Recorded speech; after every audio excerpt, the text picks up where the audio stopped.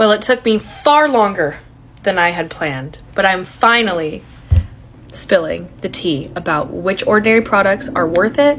Are you serious, plane? My town has like a huge Air Force base on it, and I swear every time I turn the camera on, they're like, let me fly this like super jet destroyer plane right over your apartment.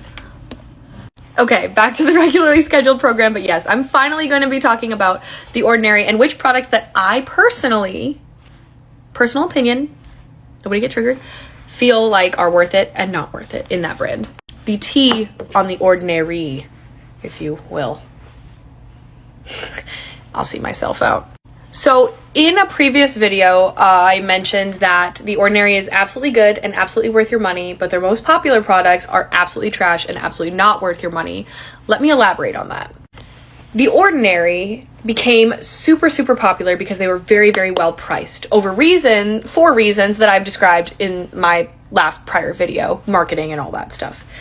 So because they became so viral, they had two products in particular, two serums that are in little dropper bottles like this that went incredibly, incredibly viral because they weren't an active. They weren't anything like an acid. They weren't anything like a crazy ingredient that you needed to adjust into your skin routine. It was something that everybody could slap on their face and benefit from. And that is their hyaluronic acid and B6 serum and their niacinamide and zinc serum.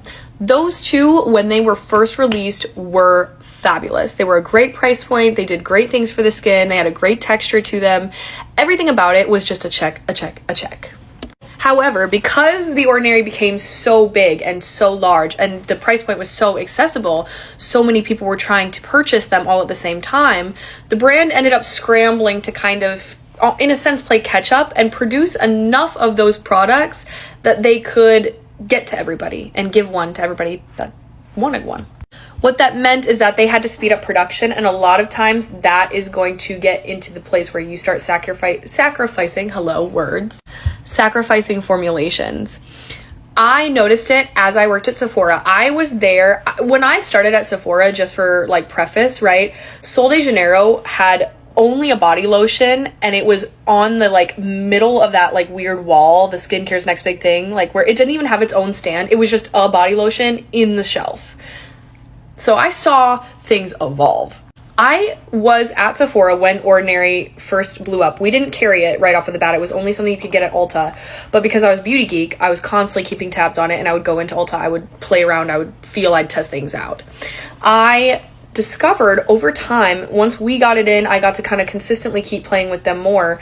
The consistency of it started to change. So for me, instantly I realized, this is weird. They're changing the formula. Now, this isn't always a bad thing. Sometimes to make things more accessible, to encourage, from peer feedback, brands will change products and formulations, oftentimes for the better, but not always the case. And in this case, what I truly believe happened is that they had so many people trying to purchase this hyaluronic acid serum and this niacinamide serum that they ended up sacrificing the formula. They watered it down, because what I was hearing from clients was that they used to use it. It used to do amazing things for their skin. And then all of a sudden it plateaued. It stopped working, or it didn't work as well, or it was so sticky they couldn't even handle having it on their face.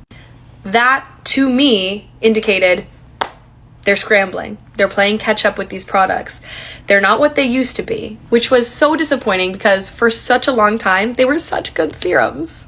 However, that does not mean that The Ordinary is totally a waste of time. I just wouldn't go to them for your niacinamide and your hyaluronic acid anymore. They betrayed us all. I love you, Ordinary. I really do. I'm probably never going to get PR from you from this, but whatevs. But I do find that a lot of their underground products, the products that are not in the limelight, still have amazing formulas.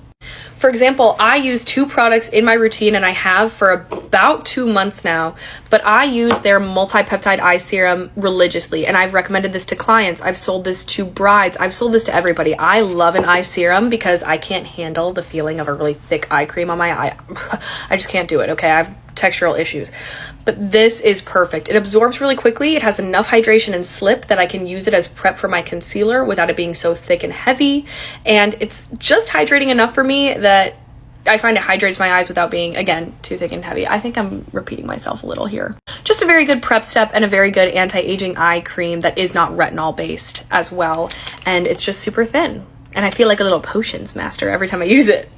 The other product that I use in my routine from The Ordinary is this one. This is the retinol 0.5% in squalene. Oh my gosh. Ew, what is... Okay, hang on. Carrying on. Yes, retinol 0.5% in squalene. I love a squalene suspension. I like squalene in general. It's a non-clogging, non-comedogenic oil. And it's something that skin, even really sensitive skin, tends to recognize because it very closely emulates the natural sebum that a human skin produces. So this is a great hydrator, especially if you find your ear easily irritated. Great oil to start with, and it's great to put a really irritating ingredient into something like that just to kind of act as a buffer. I really like to add this into my moisturizer right as I add it in. I kind of mix them together just to give my moisturizer a little oomph and a nice way to incorporate my retinol in without dealing with that crazy dryness too. Those products, I truly feel strongly, are very well formulated. The price that you pay for them is very reasonable. The multi-peptide is, I think, one of the more expensive products they have, and it's like 25 bucks. You're going to find more expensive products at Target, truly. So wonderful, wonderful price for formulation that you have there. Other products from Ordinary that I highly recommend, and I recommend always to my clients, but I just don't have on hand with me, is their lactic acid serum. Ordinary is one of the only brands that carries a lactic acid serum, and it's $16.60. At least it was when I was working there, okay? I'm really pulling this out of the top of my head. So may want to do a little fact checking. I might be a couple numbers off there, but I love that one. That one is kind of like a dupe for the Sunday Riley Good Genes serum. If you are dry or you feel like no matter how much you're exfoliating or moisturizing, you always have a little bit of surface texture on your skin that shows through in your makeup, I would highly recommend incorporating a lactic acid into your routine. It's a really gentle exfoliator. Even sensitive skin types can use it. And the Ordinary's is a really easy, nice formulation that's quick, works well, brightens, and it smooths. I love lactic acid as an exfoliator, especially over something like a BHA or an AHA that's just so intense.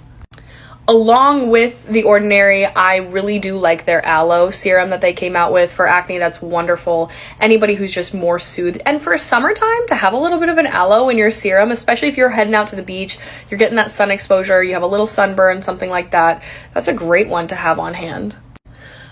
Lastly, my favorite of Ordinary's products has to be their moisturizers. They have some really, really well formulated moisturizers that are wonderful for sensitive skin. I believe from the last time I looked, they had maybe 3, but there were 2 that were in the squeeze bottles that usually they were carried. One is a clear, almost jelly looking moisturizer, which is great for oily skin. And one is more of a traditional kind of thick, creamy moisturizer that's white. That's great for more normal dry skin. One is a gel cream, one is a cream. They're going to do 2 different things. A gel cream is just a little bit more breathable for oily skin, and a cream is a little bit more for dry skin. That's really the main components and something to consider if you have a certain skin type and you're shopping for a moisturizer. Products from The Ordinary besides the 2 most popular serums that I dislike are going to be their AHA serum, that blood red one. That is entirely too strong to be selling to people over the counter. The amount of times I would have like a preteen coming into Sephora and she had just like wrecked her face with that serum, and we had to use like 15 products on top of it to get it back to what it was.